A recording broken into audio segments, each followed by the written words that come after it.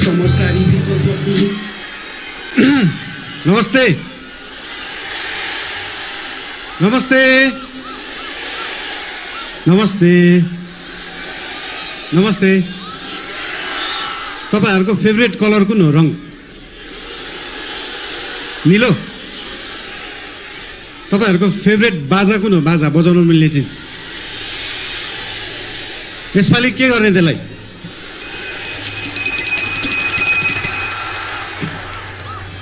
अघि प्लेनबाट ल्यान्डिङ गर्दा गर्दा एउटा कुरा नोटिस गरिरहेको थिएँ। यहाँनिर चितवनमा छतमाथि चाहिँ यस्तो जस्ता राख्ने चलन रहेछ है। सबका सब नीलो। जिस्काउनलाई राखे जस्तो। कसलाई जिस्काउनु भएको त्यसरी? त्यो नीलो छानाले चाहिँ त्यो छतलाई मक्किनबाट जोगाउँदो रहेछ क्या, राष्ट्रिय स्वतन्त्र पार्टी जस्तै।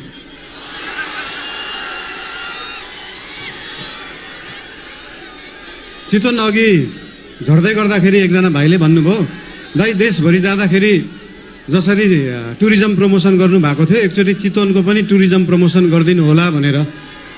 मैले भने मेसीलाई फुटबल खेल्न सिकाउनु पर्छ,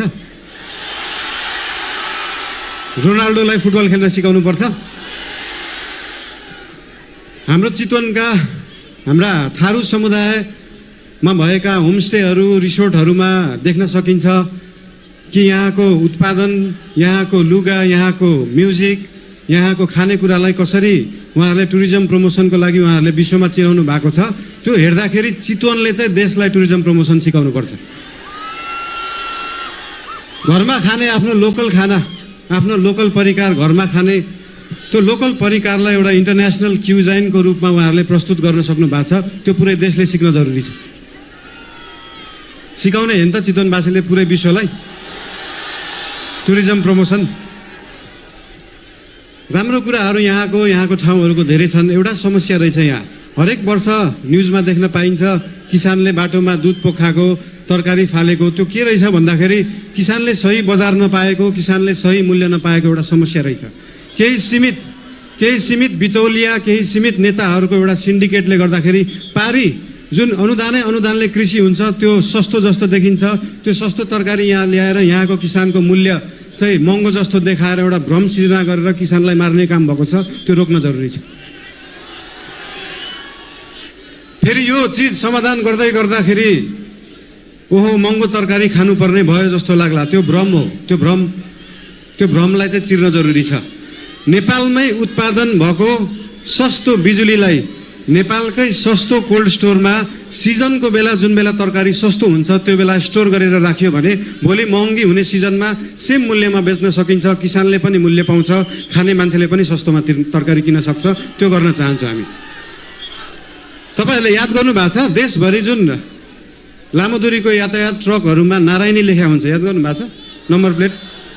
जसरी त्यो लोकल बसहरू, लामो दूरीको बसहरूको हब भएको छ यो चितवन, त्यसरी नै पूर्वदेखि पश्चिमसम्मको तरकारीलाई कोल्ड स्टोरेजमा स्टोर गर्ने हब बन्न सक्छ चितवन। त्यो बनाउन जरुरी छ।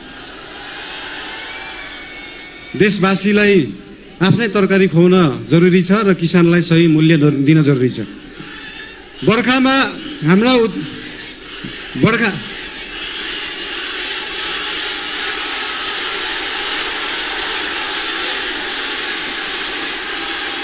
I love you बोल्नै दिँदैन यार।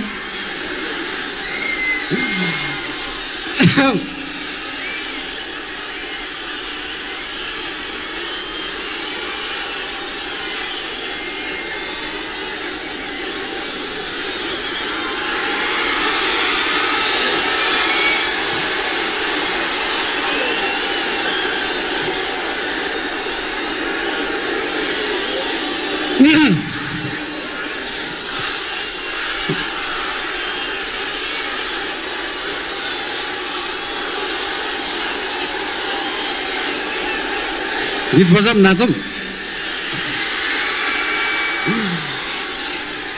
बर्खाको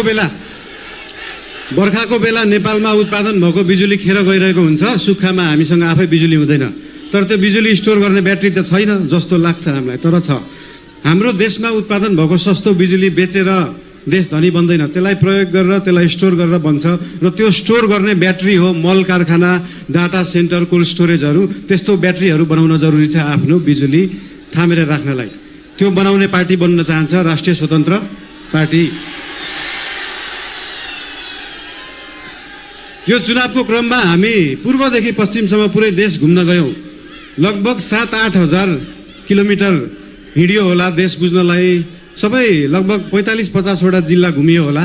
त्यो जिल्लाहरू घुम्ने जाँदाखेरि के महसुस भयो भन्दाखेरि लगभग देशभरिका समस्याहरू, देशभरिका कुराहरू उस्तै रहेछन्। कृषिको समस्याहरू, पर्यटन क्षेत्रमा भएका समस्याहरू देखियो। तर एउटा गुड न्युज पनि छ त्यहाँ। गुड न्युज के हो भन्दाखेरि एउटा जिल्लामा समस्या छ भने त्यसको समाधान अर्को जिल्ला देशभित्रै रहेछ। त्यो समाधान मिलाउने पार्टी बन्न चाहन्छ राष्ट्रिय स्वतन्त्र पार्टी। हाम्रो देश हेटौडा सिमेन्ट कारखाना जस्तै भएको छ। मेसिन पनि छ, म्यान पावर पनि छ, खानी पनि छ, तर बन्द। अब चल्नु पर्यो। नेपाली काङ्ग्रेसको वाइवाई फ्याक्ट्री जस्तै चल्नु पर्यो अब त्यो पनि। पुरै देशभरि चल्नु पर्यो, 100 वटा भन्दा देशमा जानु पर्यो। त्यसरी देशका उद्योग कल कारखानाहरूलाई चलाउने पार्टी बन्न चाहन्छ। अब यहाँ आइयो, तपाईँहरूलाई भेटियो, धेरै खुसी लाग्यो। तपाईँहरू किन टेन्सन लिनुहुन्छ क्या?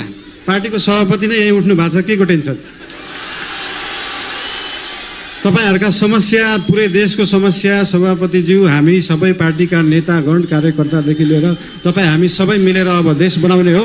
र आज यो हाम्रो सभामा तपाईँहरूलाई भेटेर ज्यादै खुसी लागेको कुरा तपाईँहरूले पनि भनिसक्नु भएको छ। धेरै बोल्न चाहिन। धेरै माया। तपाईँहरूको जय होस्, देशको सही होस्।